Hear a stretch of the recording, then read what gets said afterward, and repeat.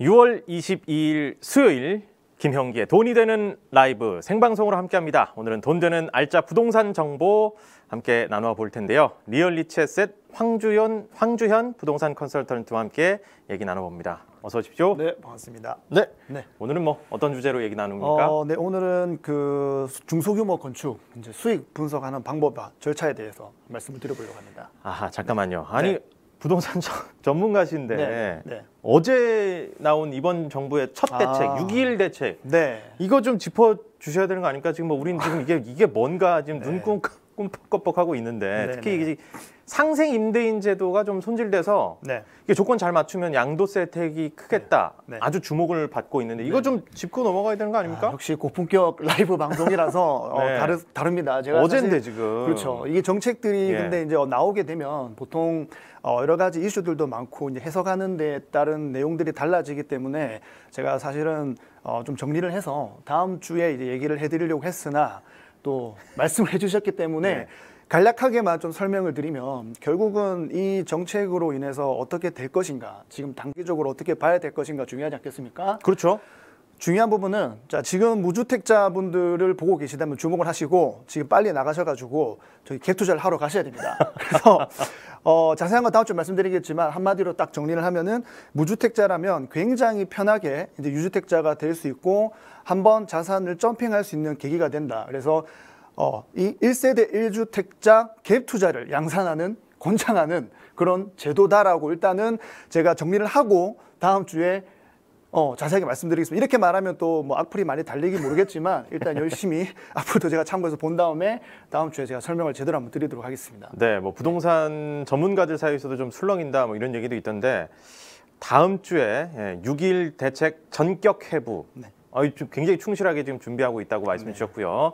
기대를 또 해보겠습니다.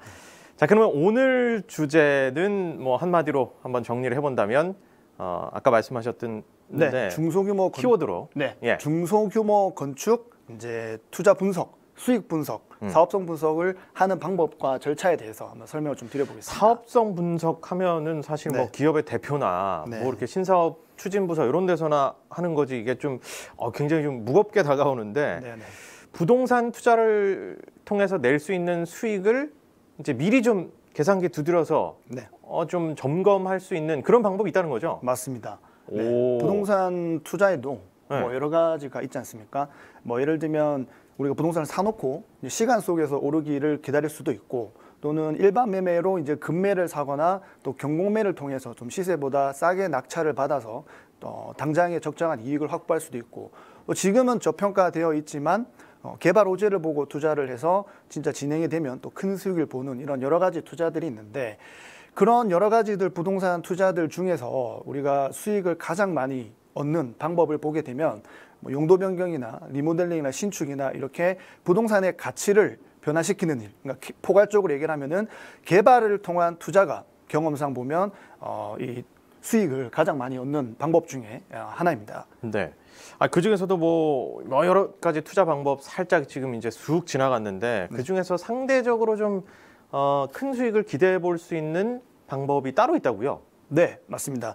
근데 우리가 일반적으로 조금 뭐 첨가해서 말씀을 드리게 되면은 아까 그 부동산 여러 가지 투자들 중에서 우리가 아파트 갭 투자와 같은 부분들은 이제 오를 것이냐 내릴 것이냐를 시간 속에 판단을 해서 이제 결과가 나오기 때문에 대부분 전체적인 부동산의 흐름에 따라서 비슷하게 움직입니다. 그래서 내게 오르면 앵커님 것도 오르고 좋은 곳은 더 오르가기 때문에 결국은 규모와 개수의 싸움이라 가지고 내가 더 많은 것을 가지고 있거나 아니면 더 좋은 것을 가지고 있지 않으면 같은 시간 대비해서 남들과는 좀 앞선 그런 투자를 하기가 쉽지가 않습니다.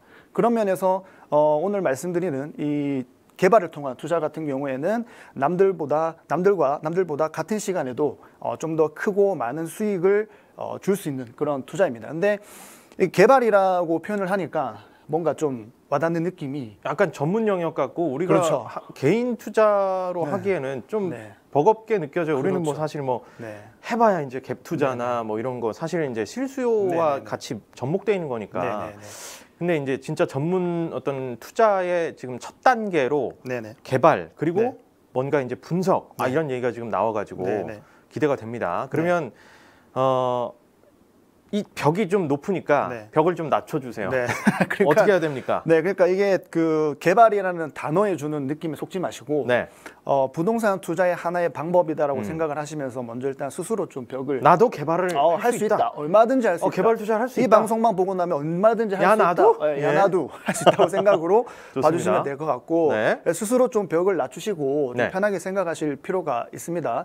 물론 이제 대규모 개발 같은 경우 예를 들면 밖에 나가서 우리가 대형 오피스텔이라든지 아파트라든지 이런 개발들은 과정 속에서 전문적인 영역들이 들어가기 때문에 그렇죠. 지금 시청하시는 일반 분들이 하시기에는 조금 어려운 부분이 있는 것이 맞고 네. 근데 우리가 밖에 나가서 쉽게 볼 수 있는 뭐 근린 상가라든지 또는 뭐 다가구 주택이나 다세대 주택가 같은 주거용이라든지 뭐 근린생활시설 용도의 꼬마 빌딩 건축이라든지 이런 중소규모 건축들은 네. 지금 보시는 분들도 충분히 하실 수가 있기 때문에 좀 벽을 스스로 깨시면서 접근하실 필요가 있다라고 좀 말씀을 드리겠습니다. 그러니까 뭐 다가구 주택, 뭐 상가 건물 요런 얘기 나오니까 이제 조금씩 이제 네. 이제 핀숙해지고 그렇죠. 네. 이제 눈도 좀 확 뜨이는 분들도 있을 것 같은데 이것도 이제 개발이고 부동산이라는 키워드가 이제 접목이 된다라는 거죠.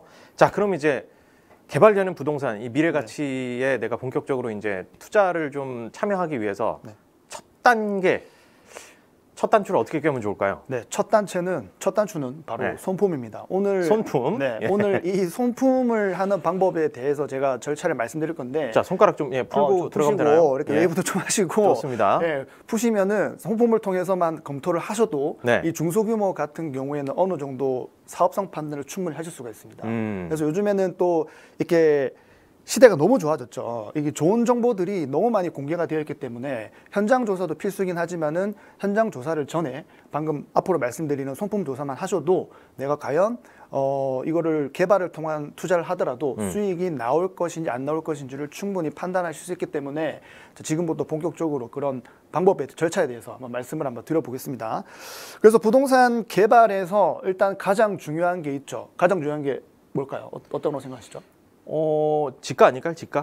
지가, 그렇죠. 그렇죠. 쉽게 말하면 땅의 가격이죠. 그렇죠. 네. 그러니까 이 나머지 위에 서 있는 거는 뭐 바뀔 수도 있고 허물어질 수도 있고 그렇습니다. 한데 땅의 가격은 변하는 게 아니니까. 역시 나날이 정말 이렇게 발전하시는 네. 전문 MC답습니다. 네, 그래서 우리가 소규모 개발이든 대규모 개발이든 이 수익에 가장 큰 영향을 미치는 부분이 바로 이 땅의 가격입니다. 그래서 지금 보시는 분들이 내가 이런 개발을 목적으로 하는 그런 부동산 매물을 투자하려는 매물을 받았다라고 하시면 가장 먼저 보셔야 될 게 땅의 가격입니다. 그래서 땅의 가격이 싼지 비싼지 뭐 또는 시세인지를 가장 먼저 체크를 하셔야 돼요. 네. 근데 예전에는 우리가 그 모든 부동산의 거래 가격을 사실 한 번에 알기도 어려웠고 불편했고 한눈에 보기도 어려웠는데 지금은 시대가 너무 많이 좋아져가지고 우리나라가 또 IT 강국 아닙니까? 그래서 요즘에는 언제 어디서든지 내가 원할 때면은 실시간으로 옛날에 있는 거래 사례부터 지금까지의 거래 사례들을 한눈에 다 볼 수가 있습니다. 그래서 예를 들면은 그런 어플이나 사이트가 이제 밸류맵이라는 곳이 대표적으로 있고요.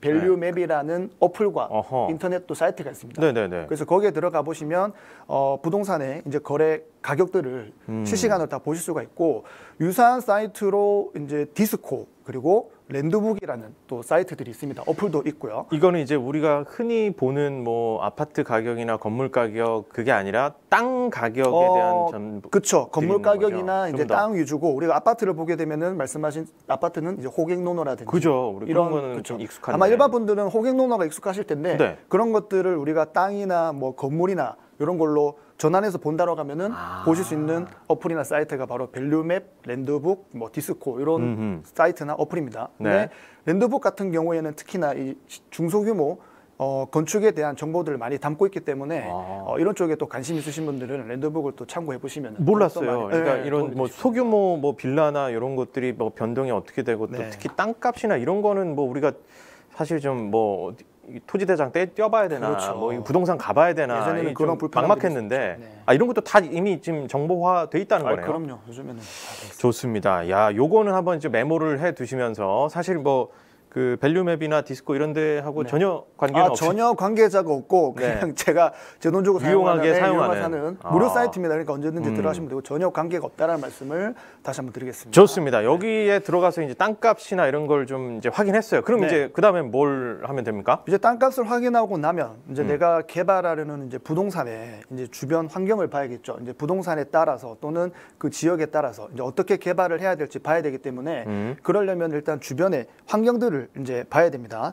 근데 우리가 지역들이 너무나 멀면 사실 가보기가 힘들잖아요. 그리고 다 가볼 수도 없고 속속들이 알기도 어려운데 이런 부분들도 너무 또 좋아졌습니다. 아마 많이 사용하실 거예요. 꼭 부동산적인 측면이 아니더라도 우리가 네이버 지도나 카카오 지도를 통하게 되면은 로드뷰라는 것이 있죠. 네. 그거를 보시게 되면은 정말 저기에 있는 진짜 시골 땅 끝까지 뭐 내가 여기 있어도 제주도도 갈 수 있고 부산도 갈 수 있고 이럴 네. 정도로 정말 그 골목골목까지 웬만하면 다 볼 수가 있고 과거 사진까지도 볼 수가 있습니다. 우리가 또 이제 성수동하고 북촌은 이미 우리가 샅샅이 또 훑어주셨잖아요. 네. 그거 보면서 이제 어떤 포인트를 봐야 되고 뭐 기획을 어떻게 하고 어떤 상가의 미래 가치도 이런 식으로 하면 된다. 약간 예비 학습을 하긴 했는데 네. 그게 이제 다 지역에 따라서 이제 뭐 그거에 맞는 어떤 용도로 어떻게 개발하면 좋을지에 대한 네.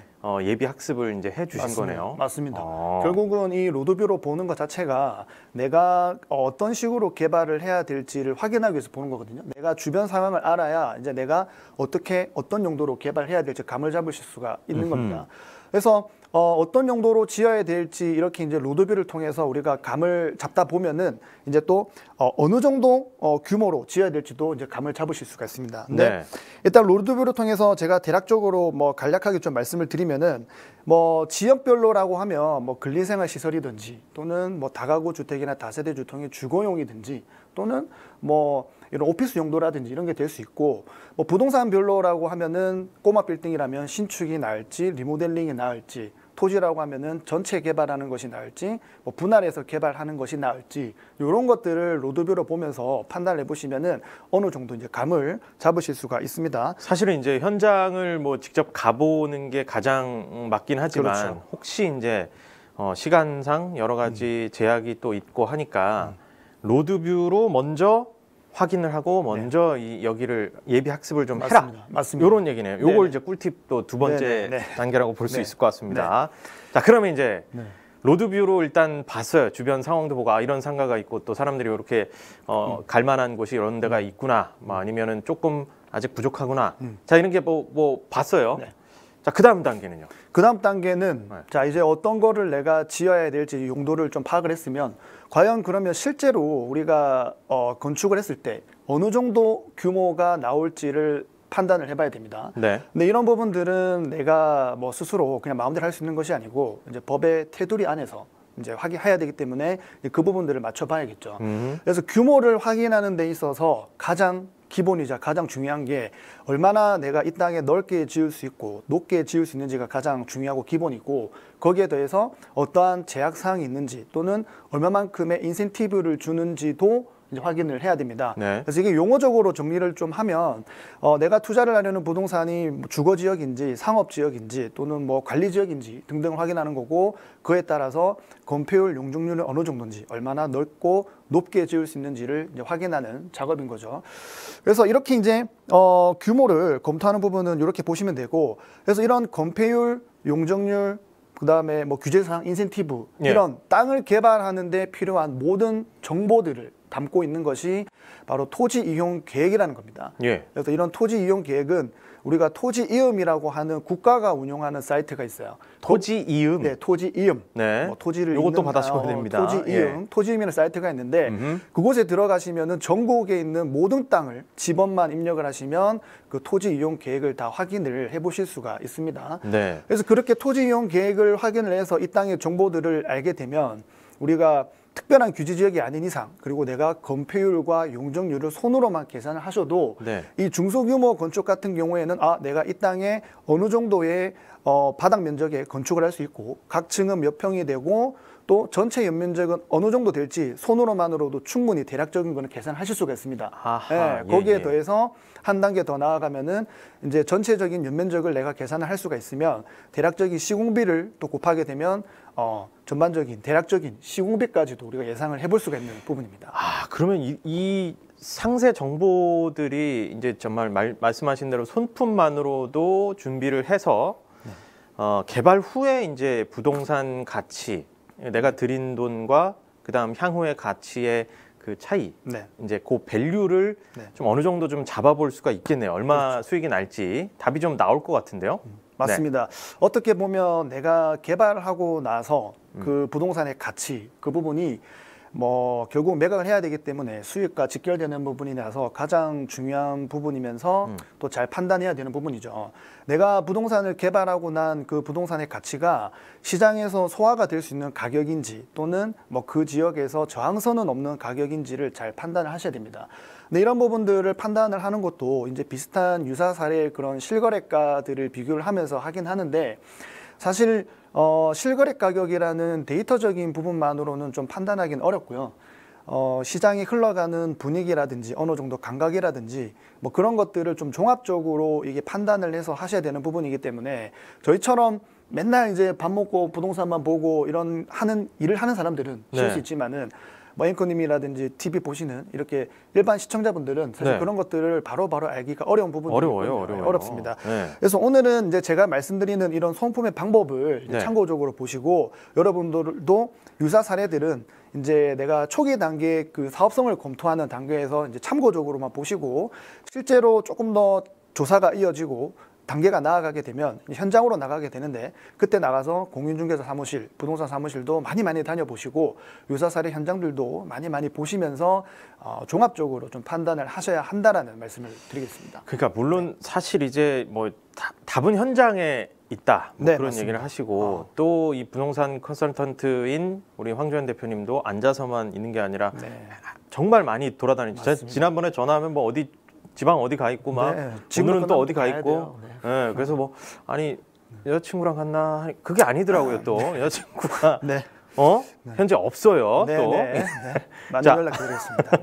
아무튼 너무 지금 일에 빠져 있으니까 말 그대로 밥만 먹고 이제 부동산 보고 계시고 또 돌아다니고 하시니까 감각을 이제 막 이만큼 전문가 감각을 끌어올리신 건데 우리 입장에서는 이제 좀 어렵거든요. 이제 개발 부동산으로 우리가 생각을 하고 개발 부동산이라는 건 내가 실거주로 한다기보다는 이제 임대를 놓고 좀 계속 뒀다가 이제 나중에 같이 그 시세 차익을 이제 보겠다는 생각을 하는 건데 그 주변 임대료 조사 부분도 상당히 좀 중요한 부분이라고요. 그럼요. 내가 개발하려는 부동산 용도에 따라서 이 임대료 조사도 꼭 필요한 부분이죠.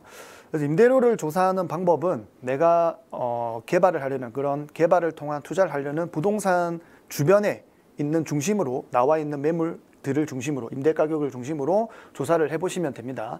이것도 요즘에는 이제 시대가 많이 좋아져가지고 뭐 네이버 부동산이라든지 아니면 뭐 그 지역에서 주로 사용하는 매물 사이트라든지 뭐 교차로라든지 이런 것들을 통하면은 충분히 조사를 하실 수가 있습니다. 그래서 그런 사이트들을 들어가서 내가 투자를 하려고 하는 개발을 목적으로 투자를 하려고 하는 부동산 주변에 임대 매물들을 조사를 하시면서 뭐 층별 또 준공 연도별 좀 세분화해서 조사를 하시면 내가 이렇게 개발을 해서 나중에 부동산이 향후 또 가치가 좋게 만들어지면 내가 개발한 부동산은 각 층별로 어느 정도 임대료를 받을 수 있을지가 충분히 계산하실 수 있습니다. 근데 이런 것들도 여러분들이 한 번, 두 번, 세 번, 네 번 자꾸 해보시면서 이 데이터들이 피부와 머리에 자꾸 쌓이시면은 그 다음에는 이 지역 같은 경우에는 대충 요 정도 임대료를 받을 수 있겠네라는 게 머리에 인지되실 때가 있습니다. 그래서 그 정도로 하실 정도로 여러 번 해보시면은 충분히 다 하실 수가 있고 그래서 이런 향후에 임대료 조사 같은 경우에는 이렇게 손품만으로 하더라도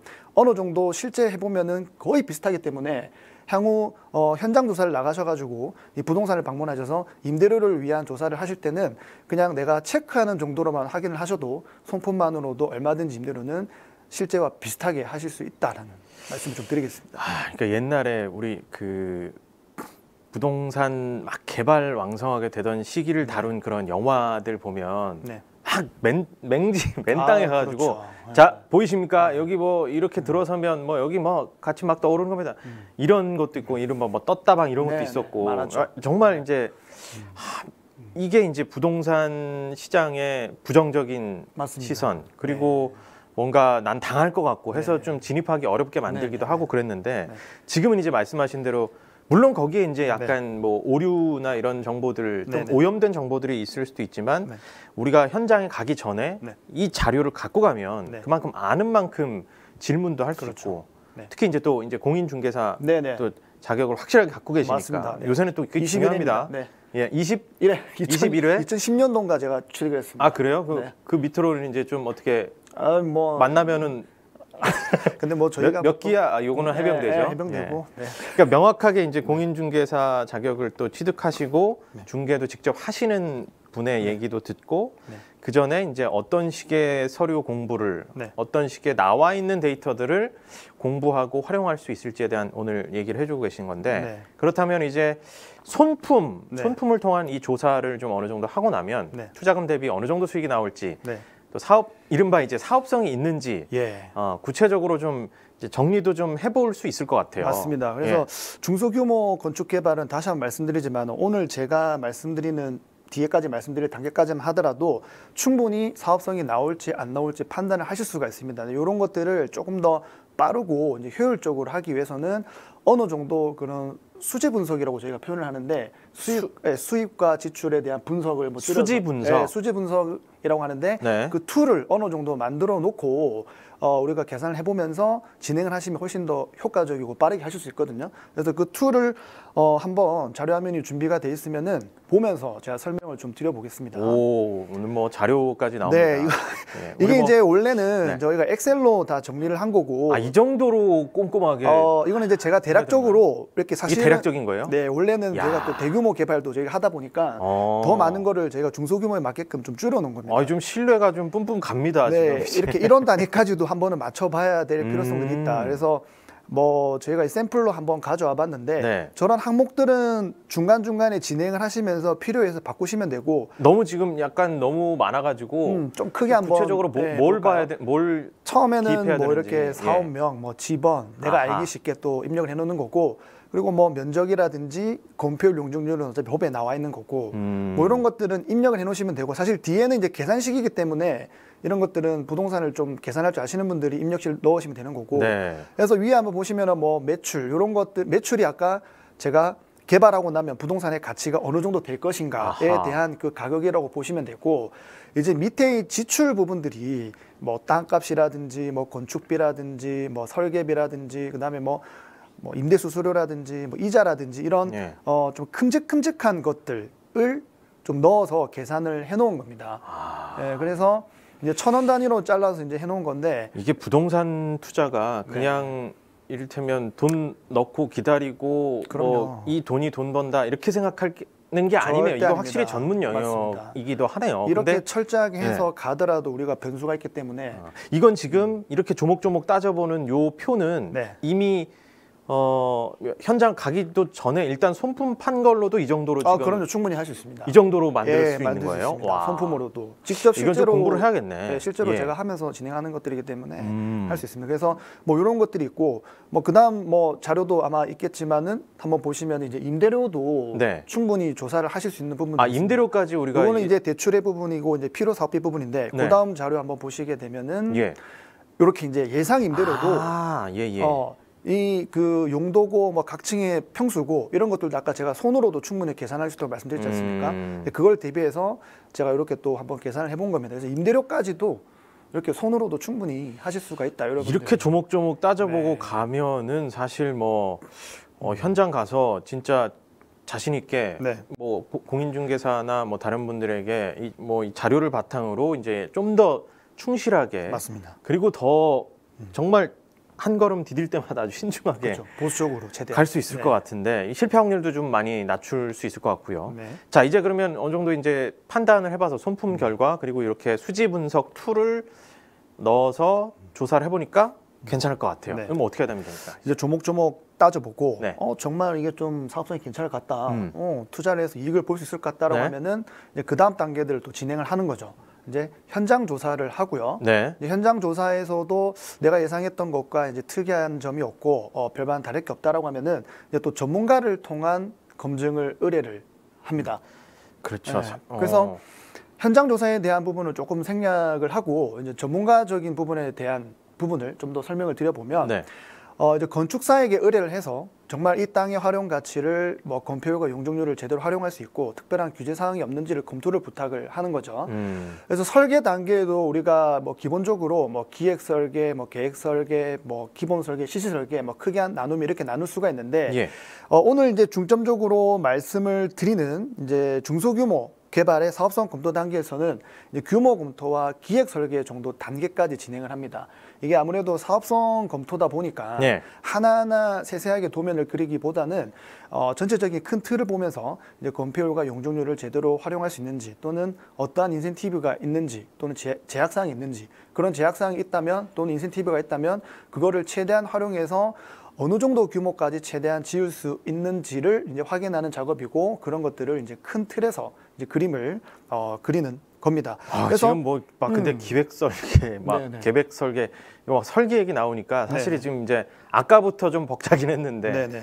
또 지금 벅차는 두 번째 벽에 부딪히는 그런 느낌입니다. 네네. 이 부분을 좀 어떻게 도움 줄 수 있는 다른 어떤 솔루션이 없을까요? 네, 그래서 이렇게 설계를 그리고 나면 우리가 전체적인 사업성을 다시 한번 검토하게 되는데 네. 일반적인 분들은 이런 부분도 사실 어려울 수가 있잖아요. 어려워요. 예. 그래서 이런 것들도 요즘에는 시대가 너무 많이 좋아져서 네. 또 제가 안 해도 누군가가 또 그걸 만들어 놓더라고요. 그래서 아 그래요? 이것도? 네, 뭐 플렉시티라는 사이트가 있습니다. 예. 이게 제가 알기로는 이제 건축가분들이 만든 사이트라는 것을 알고 있는데 여기 들어가셔가지고 또 지번만 입력하시고 어느 정도 또 내가 필요한 것만 입력을 하시면은 우리가 사업성 검토하는데 필요한 그런 규모 검토 정도까지는 나옵니다. 그래서 대략적인 층수, 그다음에 어느 정도 대략적인 뭐 조감도 이 정도까지 나오기 때문에 그래요? 네, 그래서 시간을 좀 단축시키고 내가 좀 편리하게 검토를 해보고 싶다 하시는 분들은 이 플렉시티라는 사이트를 참고하셔도 충분히 가능하시다라는. 아니 근데 이 정도까지 이거 어떻게 보면 이제 이 컨설턴트들도 네. 활용하는 그렇죠. 어떻게 보면 이런 네. 지금 스텝을 다 설명을 해주신 것 같아요. 네, 이렇게까지 영업 비밀이 이렇게 공개되는 건가요? 괜찮습니다. 이런 영업 비밀 알려드려도 그 네. 뒤에 더 많은 것들이 있기 아, 때문에. 또 있어요? 예. 아, 뒤에 잠깐만. 더 많은 것들 때보다 사실 이런 과정 속에서 또 전문가분들과 또 비전문가분들의 차이가 있어서 하시다가 막히면 또 자신 있네. 이 정도로 네. 공개하는 거 보면 참 자신 그럼요. 있네. 또 언제든지 막히시다 오시거든요. 또. 좋습니다. 네. 자 일단 뭐 막 설계 부분까지도 일단 열심히 공부해서 이렇게 갔습니다. 근데 이제 남은 거는 이제 네, 투입 자금, 돈이잖아요. 네. 이거는 또 어떻게 좀 합리적인 자금 규모, 투자 자금 규모는 어떻게 좀 설계하고 만들어 볼 수 있을까요? 그렇죠. 이제 합리적인 자금의 규모도 내가 처음에 투자를 하기 전에 어느 정도 계획을 세워서 들어가거든요. 네. 그래서 손품, 일품, 발품을 통해 가지고 내가 상세하게 조사를 했는데 아까 방금까지 말씀드린 그런 단계까지 끝냈는데 정말 이런 투자로 수익을 볼 수 있다. 그러면 실제로 이제 계약을 하고 투자로 이어지는 단계로 진행하게 됩니다. 네. 그 뒤에는 아까 말씀하신 그런 금융 부분들, 대출에 대한 부분들을 이제 진행을 본격적으로 하고 또 시공에 대한 부분도 기본적으로 진행을 하면서 이제 설계 부분을 좀 더 효과적이고 좀 더 자세하게 그리면서 좋은 사업성이 좋은 수익이 나올 수 있을 정도의 그런 것들을 자꾸 연구를 하고 또 내가 처음에 이런 기획했던 아이디어들을 좀 더 찾아보고 또 수소문도 해보고 하면서 많은 조사를 하는 단계를 거치게 됩니다. 그러다 보면 좀 더 나은 방향 또 좀 더 좋은 수익을 낼 수 있는 방향으로 가게 되는 거죠. 네. 일단 얘기를 쭉 들어보니까 뭔가 이제 개발 부동산 투자 하나 약간 프로젝트 우리 좀 뭔가 진행한 것 같기도 하고 중간중간 이제 뭐 적으셨나요? 그 앱들도 좀 유용한 앱들도 좀 단계별로 정리를 해서 말씀드리니까 왠지 좀 아직 뭐 하지도 않았는데 뭔가 자신감이 좀 생긴 것 같기도 하고요. 자, 일단 그래도 사실 지금 이거 뭐 수지 분석 툴 나오기 전도 좀 어려웠는데 막 숫자 많이 나오고 하니까 사실 일반인들이 선뜻 이거 해볼까 하기가 참 쉽지가 않을 수 있을 것 같은데 부동산 투자 이제 초보분들에게 조언 한마디 좀 해주신다면요. 네, 뭐 오늘 말씀드린 이제 중소규모 건축 개발이 처음 말씀드린 것처럼 좀 와닿기에 좀 벽이 높으실 수 있는데 부동산 하나의 투자의 방법이다라고 생각을 하시고 오늘 제가 말씀드린 이런 손품 그리고 더 나아가서 뭐 입품, 발품 조사를 하시다 보면 아마 제가 말씀을 안 드려도 더욱더 꼼꼼하고 세세하게 조사를 하시게 될 거고 그러다 보면 스스로도 노하우가 많이 쌓이시게 될 겁니다. 그래서 이런 중소규모 건축 개발 투자를 어려워하지 마시고 지금 보시는 여러분들도 얼마든지 할 수 있다. 그리고 지금도 누군가는 많이 하고 있는 투자이기 때문에 어려워 마시고 꼭 한번 도전하셔가지고 수익까지 창출하는 거를 만들어 보셨으면 좋겠습니다. 네, 중소규모 건축 개발 투자 다소 조금 어려운 그러나 해보면 그만큼 가치가 있는 부동산 투자의 또 한 방법을 아주 상세하게 스텝별로 소개를 해주셨습니다. 우리 돈되라 식구들이 아주 부자 되길 바라는 마음으로 오늘 마음껏 팁을 방출해 주셨는데요. 투자 가이드 역할을 톡톡히 오늘 해주실 것 같습니다. 네, 앞으로도 지속적으로 해드리도록 하겠습니다. 네, 좀 우리 끝나고 얘기 좀. 좋습니다. 네, 좋은 정보 드리도록 네. 리얼리치 에셋 황주현 부동산 컨설턴트와 얘기 나눠봤습니다. 고맙습니다. 네, 감사합니다. 직장인 여러분의 점심 식탁에 그리고 대표님들, 사장님들의 점심 식탁에도 돈보다 값진 꿀팁을 챙겨주고 계신 우리 김준영 노무사님과 함께 돈이 되는 라이브 이어갑니다. 어서 오십시오. 예, 안녕하십니까. 네. 예, 안녕하십니까. 여러분의 노무에 대한 궁금증과 답답함을 싹 풀어드리겠습니다. 김준영 노무사입니다. 네. 늘 풀어주고 계세요. 풀어주면서도 다행입니다. 약간 뭔가 하나의 근심을 또 얹어주시기도 하고 예. 생각지 못했던 얘기들을 또 해주시고 예. 너무 재밌습니다. 우리 정말 그 일개미들에게 한 줄기 빛과 같은 존재라고 우리 작가님이 이렇게 써주셨는데 오늘 주제도 아주 기대가 됩니다. 예. 오늘 주제요. 예, 바로 오늘 주제 말씀드리겠습니다. 오늘 제가 가져온 주제는 진짜로 일어날지도 몰라 부당해고입니다. 왜 그래? 왜? 일 잘하고 있는데 왜 또 부당해고 왜 그래요? 누가 가슴 떨리게? 부당해고가 나중에 좀 설명드리겠지만 네. 나쁜 건 아닙니다. 오히려 조심해야 할 분들은 이제 사용자분들. 그래요? 예. 근데 또 뭐 사용자뿐만 아니라 근로자들도 예. 이게 좀 잘 좀 알고 있어야 될 거고 서로 조심해야 될 것 같긴 한데 일단 부당해고 근로자가 당하는 거로 우리는 그냥 생각을 하고 있는데 예. 근로자만 생각하는 게 아니라 지금 사용자도 좀 걱정해야 될 게 있다고요? 결론적으로 사용자분이 당할 수도 있습니다.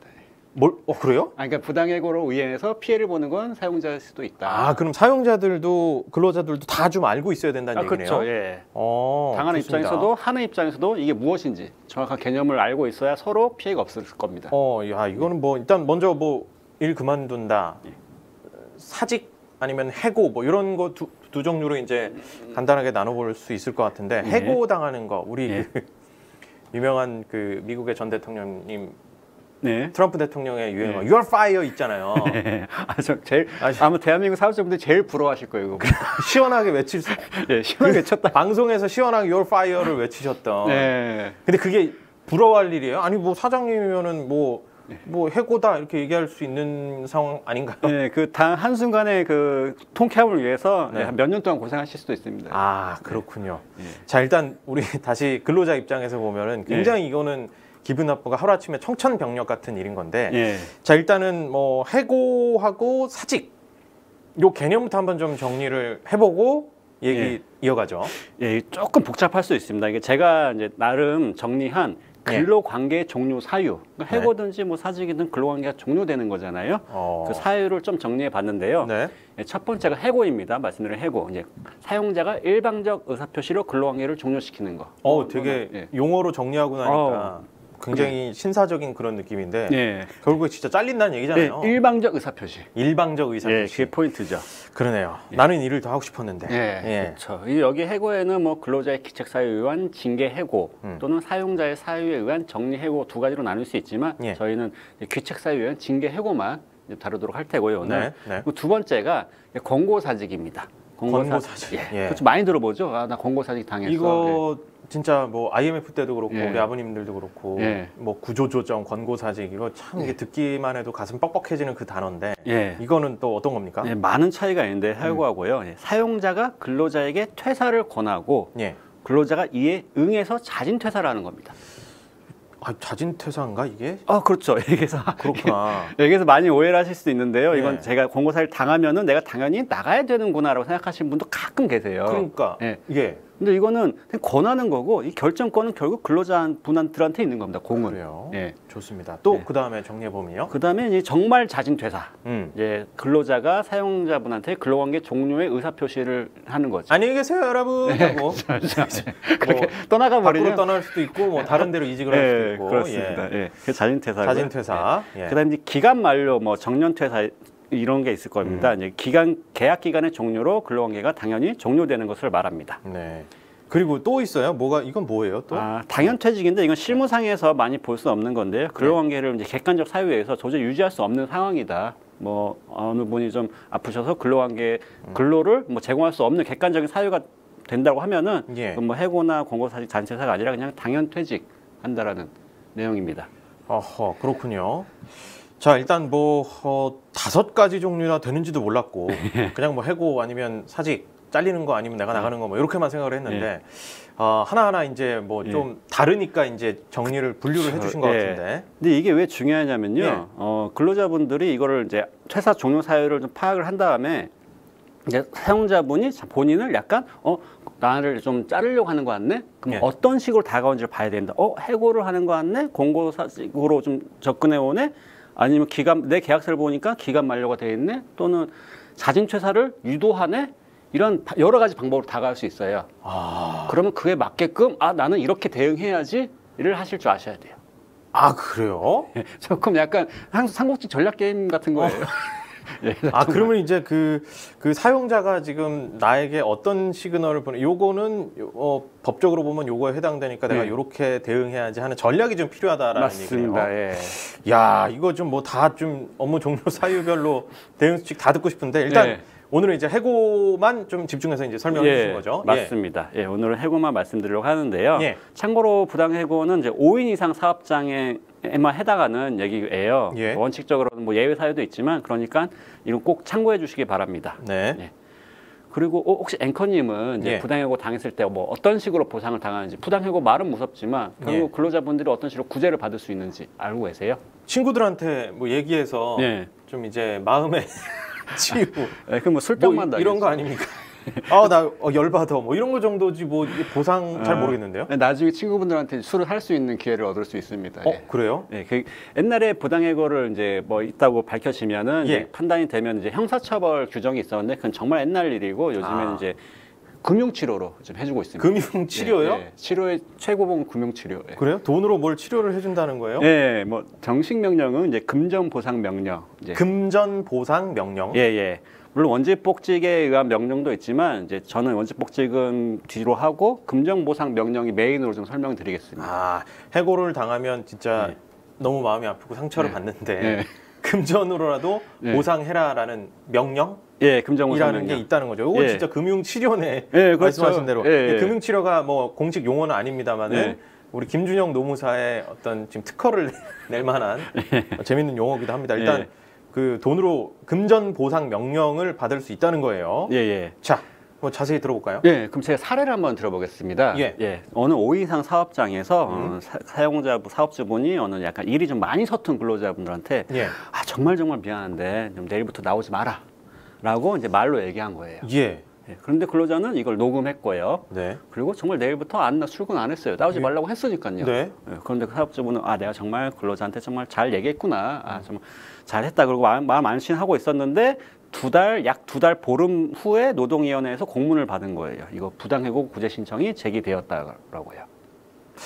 그 이제 만약에 사업주 입장에서는 자, 뭐 이제 성과가 나기 어려울 것 같고 뭐 많이 가르쳐 봤는데 뭐 안 되는 것 같아.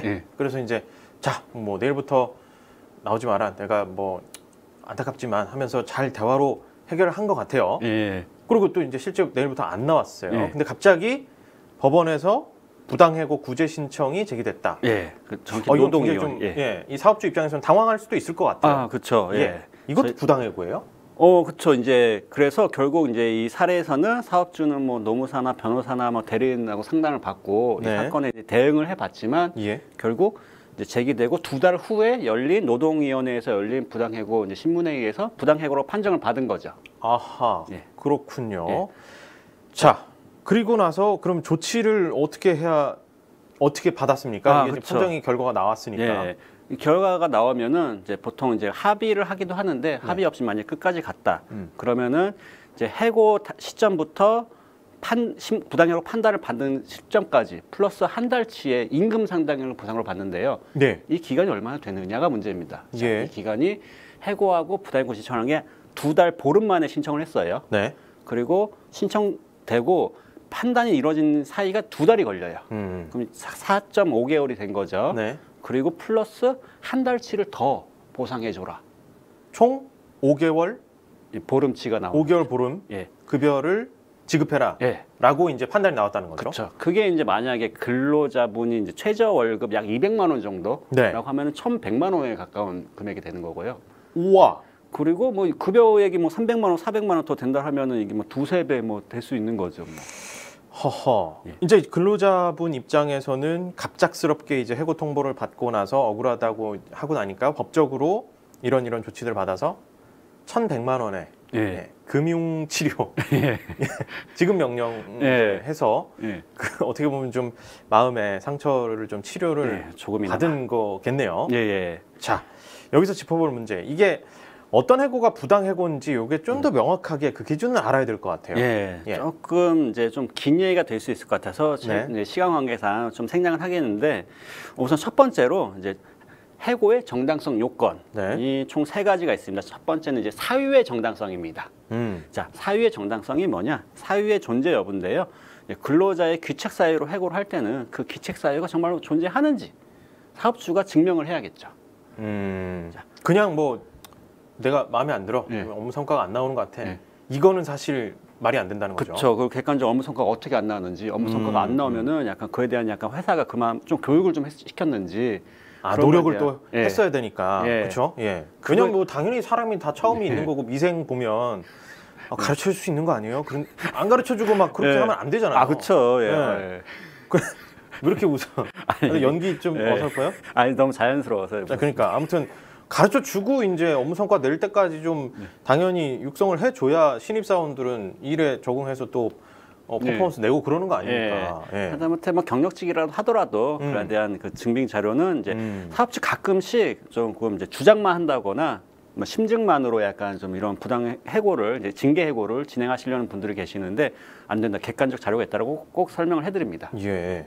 그리고요. 그리고 이제 양정의 정당성 문제인데요. 좀 해고할 만한 사안인지 이겁니다. 좀 양정 들어보셨어요? 양정? 글쎄요. 이거 뭐 모르겠는데요. 저도 이거 왜 이런 표현을 쓰는지 잘 모르겠는데 이제 국어 사전에서 보면 이제 헤아려 정함인데 결국 헤아려 정함. 네. 이러한 앞에 말한 귀책 사유가 있는데 일을 못 하는데 이게 얼마만큼 못 하는지 결국 뭐 경고, 견책, 감봉, 정직, 해고 중에 징계 사유가 있는데 결국 가장 끝에 있는 해고를 할 만한 사안인지 여부에 됩니다. 그러니까 뭐 저성과자긴 한데 이거 이 정도로 정말 이 파이어를 해버릴 수 있는 사안인지 아닌지 경중도 좀 봐야 된다 이 얘기네요. 예, 문제입니다. 어허, 예. 근데 이게 제가 포인트로 오늘 말씀드리고 싶은 거예요. 이게 법에서는 그러면은 어떠한 사유가 있어야 해고를 할 수 있느냐라고 돼 있는데 법을 딱 근로기준을 찾아보면은 정당한 이유라고 되어 있습니다. 네. 정당한 이유 없이 뭐 해고 등 그밖에 징벌을 하지 못한다. 아니 당연히 뭐 해고하는 측면에서 다 정당한 이유죠. 아, 이게 좀 네? 어려운데요? 네, 그래서 네. 이게 이제 근데 법에는 딱 이거밖에 없어요. 그래서 모든 사안은 다 하나하나 구체적으로 판단을 해봐야 됩니다. 예를 들어서 뭐 일주일 무단결근을 했어요. 어떤 분이 사업주 입장에서는 당연히 이거는 일주일 무단결근은 당연히 해고 사유지라고 할 수 있는데 나중에 그분이 부당결근 신청을 또 제기할 수 있어요. 거기서 그분이 왜 무단결근 했는지, 무단결근 동안에 회사는 어떠한 조치를 했는지, 무단결근 복직해서 그분은 어떠한 또 행동을 했는지에 대해서 다 해명을 하고 판단을 해봐가지고 야 이거 종합적으로 판단했을 때 해고는 좀 너무한 거 아니냐라고 판단이 될 수도 있다라는 거죠. 아하, 예. 그래서 해고를 할 만한 정도였냐 이건 굉장히 세세하게 따져볼 부분들이 있다 이런 말씀이신 거죠? 그래서 이것 때문에 뒤에 말씀드리겠지만 이것 때문에 좀 해고는 좀 현실적으로 많이 어려워지는 약간 측면이 있습니다.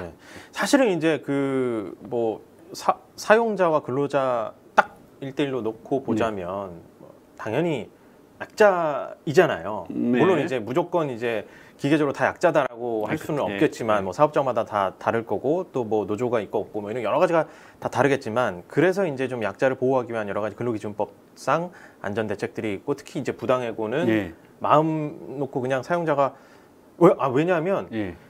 그 우리 월요일에 외신 캐스터하고 예. 얘기하는데 머스크가 일론 머스크 형이 물론 이제 돈 많은 머스크 형인데 예. 이 형이 글쎄 자기 좀 비판했다고 예. 근로자들 막 잘랐다는 거예요. 예. 그러니까 미국에서는 뭐 이제 미국 법이니까 예. 그건 잘 모르겠는데 그러니까 지금 만약에 우리 기업에서 머스크 형처럼 야 나한테 뭐라 그래? 이러면서 내 회사에서 나가 이건 안 된다는 거잖아요. 아 그렇죠. 세세하게 이제 절차를 여러 가지 따져봐야 된다는 거잖아요. 자. 그분들 한국에서 그랬으면 정말 제가 마음이 좀 아픕니다. 사업주분이 너무 불쌍해가지고. 아 그래요? 큰일 날 짓을 한 거예요. 한국지사 세워가지고 그렇게 하면은 이제 올 수도 있습니다. 그러니까 우리는 좀 이제 보호받을 수 있는 이런 조치들이 좀 충분히 있다. 아, 그렇습니다. 미국은 잘 모르겠지만 예. 머스크 형 얘기 제가 꼭 물어보려고 준비하고 있었어요. 그 머스크 분 따라하지 마세요 절대. 진짜 그러면 큰일 난다는 거죠. 네 그렇습니다. 기분 한번 이렇게 시원하게 나름대로 감정대로 하려다가 큰일 날 수 있다.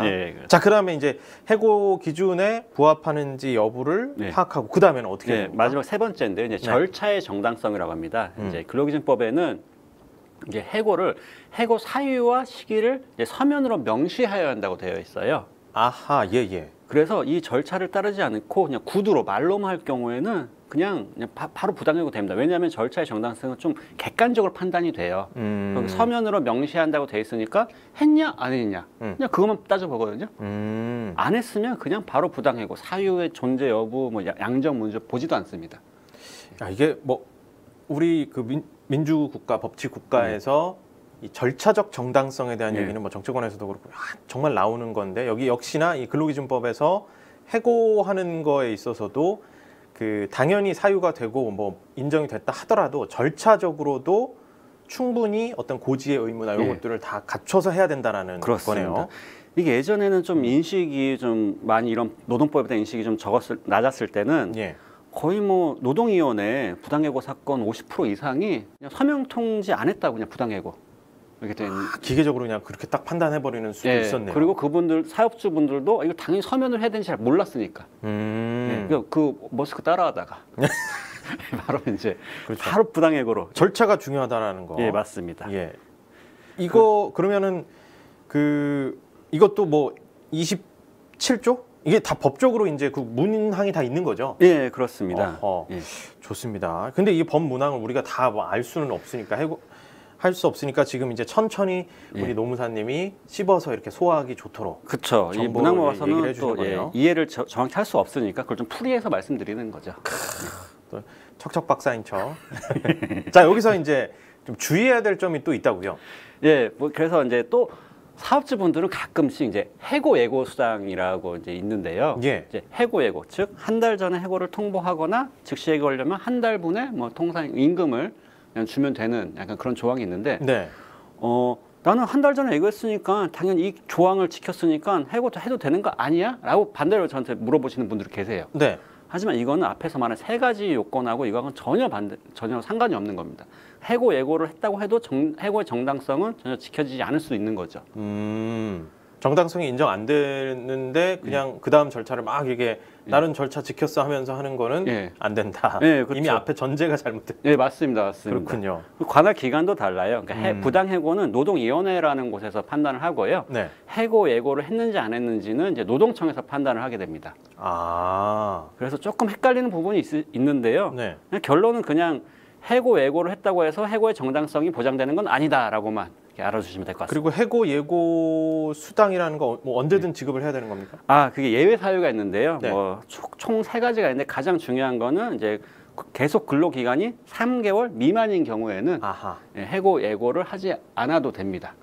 하지만 그 수습 기간 인정하는 그 부분 그런 게 있는 거죠. 옛날에는 수습 기간 3개월이라고 표시돼 있었는데요. 수습 기간이 아니어도 그냥 3개월 미만이면은 그냥 어떤 근로자든지 그냥 뭐 경력직이든지 어떤 직이든지 3개월 미만이면은 해고 예고를 할 필요가 없지만 정당성이 또 보장돼야 되기 때문에 뭐 굳이 뭐 이거는 어차피 해고를 못 하는 상황이니까요. 자, 그러면 이제 우리 직원들이 사실 뭐 여러 가지 이유로 이제 회사를 나가거나 어쨌든 이 상황이 좀 바뀌게 되는 상황들이 있을 때 해고냐 아니면 뭐 자진 퇴사냐 또 서로 다른 주장을 하게 되는 일도 종종 있을 것 같은데요. 예. 왜냐하면 내 입장에서는 이렇게 되면 나는 일을 더 할 수가 없는 상황이어서 예. 퇴사하겠다고 얘기했는데 이게 이제 해고인 건지 아니면 내가 얘기했다고 자진 퇴사인 건지 이런 게 좀 약간 미묘하게 예. 서로 입장 차이가 있을 수 있을 것 같은데 이럴 때 어떻게 해야 됩니까? 예, 그게 뭐 잘 지적해 주셨는데요. 이게 실무상에서는 해고의 존부 문제라고. 해고의 존부. 예, 해고가 있었느냐 없었느냐. 어허. 그러니까 해고라는 행위가 네. 일방적인 의사표시로 근로관계를 종료한 행위가 있었느냐 없었느냐인데 예. 이제 아까 말씀해 주신 듯이 이제 일을 잘 못하겠다라고 근로자분이 뭐 하소연하면은 사용자분이 그따구로 할 거면 그냥 나가. 그따구. 예, 예, 그렇죠. 예. 그 정도로 말해야죠. 그렇죠. 그따구로 할 거면 나가 했는데 네. 근로자분이 꽁 하다가 다음날 안 나왔어요. 예. 그럼 여기서 이게 아니 마상 입었는데 예. 그따구 얘기까지 들었는데 내가 예. 또 그 다음 날 나와야 됩니까? 그럼 사용자분 입장에서는요. 네, 그럴 수 있죠. 입장에서는 그냥 네? 한번 꾸지람 한 거다. 야. 진짜 진심이 아니고 예. 사용자 입장에서 야 이제 너 그렇게 일할 거면 나오지 마. 근데 예. 그렇게 일하지 않을 거지 하고 그쵸, 그쵸. 그거를 이제 나름 괄호로 예. 얘기를 안 했다 이거 이프절 이 주장인 있었잖아요. 거네요. 이프절. 예. 아하 그렇게 일할 거면 예. 야 이런 것까지 이게 따지는 거예요? 그럼 이거 생각보다 많이 있습니다. 사례에서.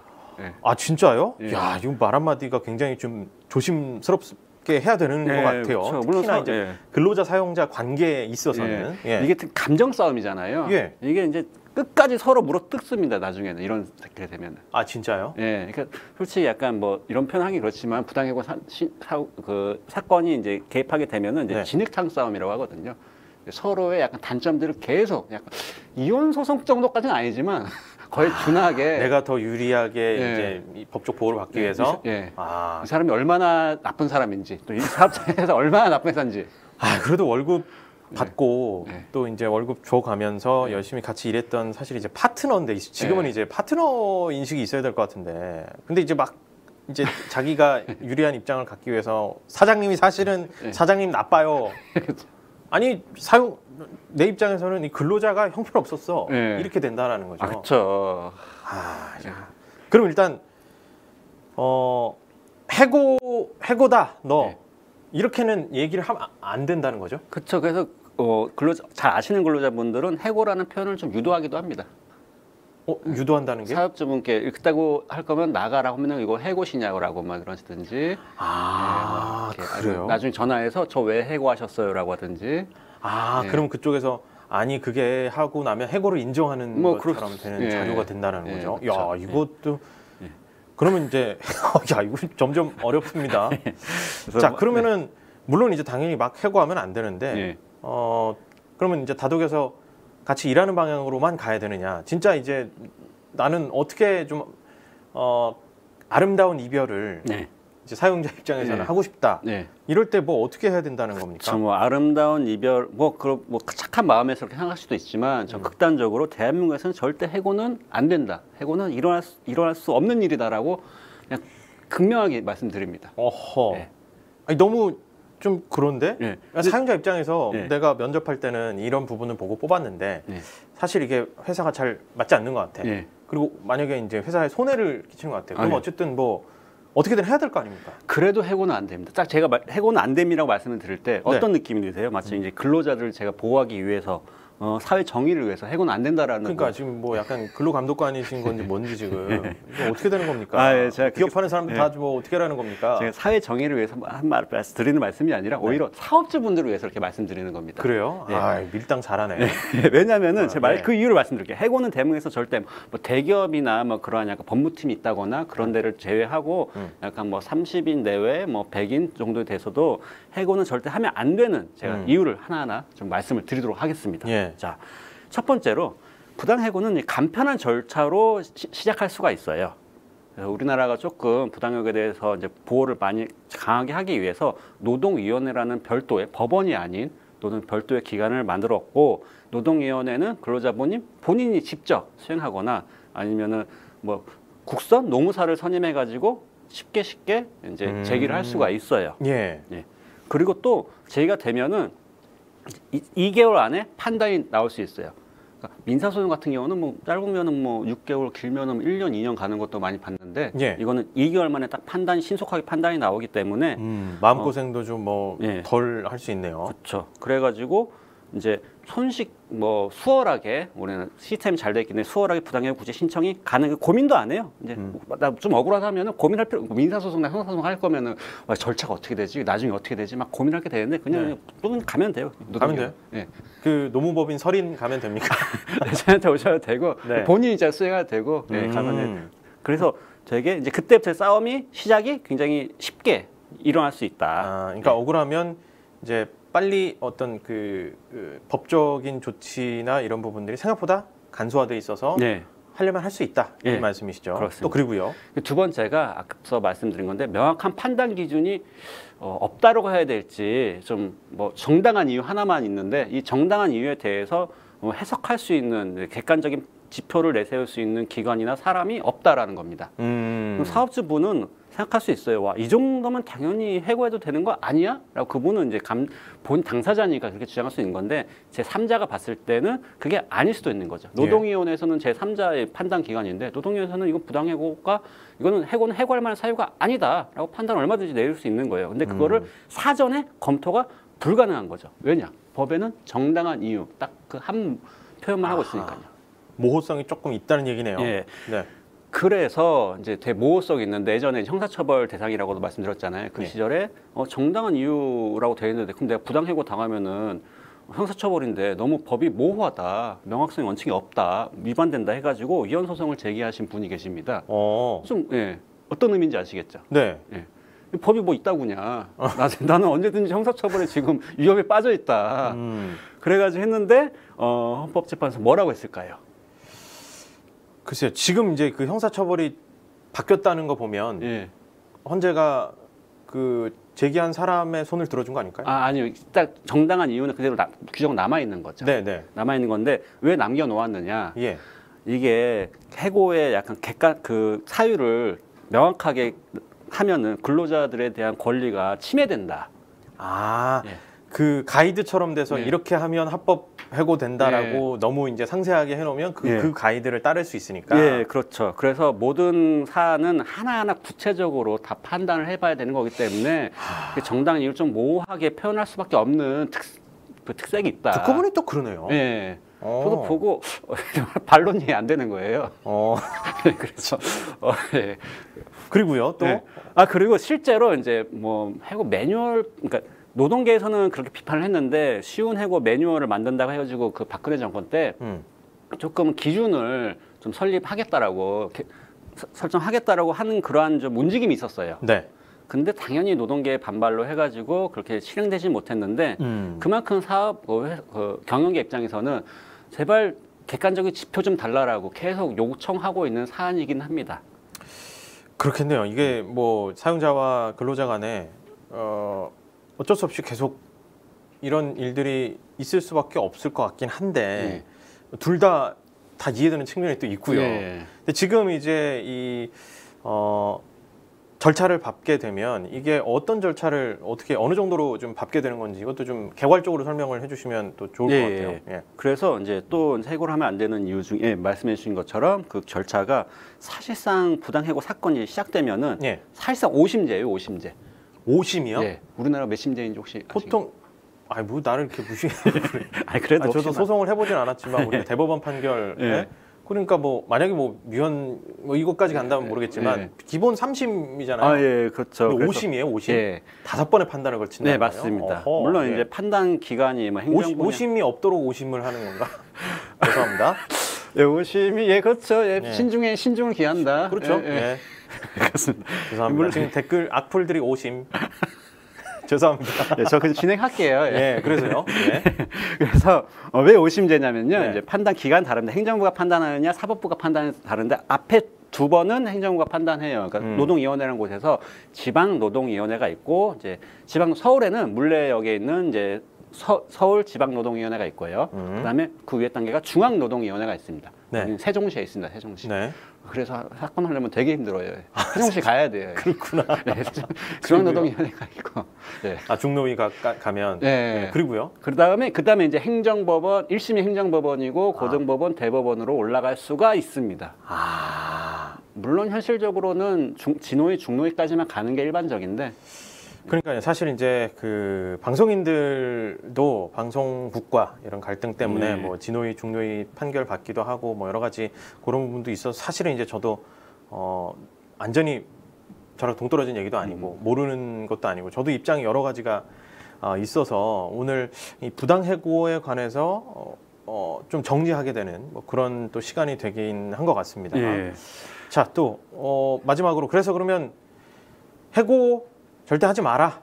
예. 뭐 이런 결론인 건가요? 어떻게 그렇죠. 되는 겁니까? 네, 맞습니다. 대한민국에서 해고를 하는 순간 이제 분쟁이 시작된다고 보면 되기 때문에요. 제가 앞서 말씀드린 근로관계 종류 사유 여러 가지가 있잖아요. 그 중에서 가장 합리적이고 좀 분쟁이 덜할 만한 좀 방향으로 가야 될 것 같고요. 사업주 입장에서는 너무 화가 나도록 화를 시키고 근로자분과 대화하고 뭐 필요하다라면은 위로금도 주고 또 필요하다라면은 근로자분이 원하는 것도 좀 챙겨주고 하시고 근로자분들도 근로자분 입장에서는 딱 해고를 당하는 이제 너무 억울한 마음은 이제 그 당시에 너무 마음 상하겠지만 이러한 구제 절차 대한민국에서 잘 세팅된 구제 절차가 있으니까 너무 마음 상하지 말고 나중에 그 행정적인 서비스를 받으시라.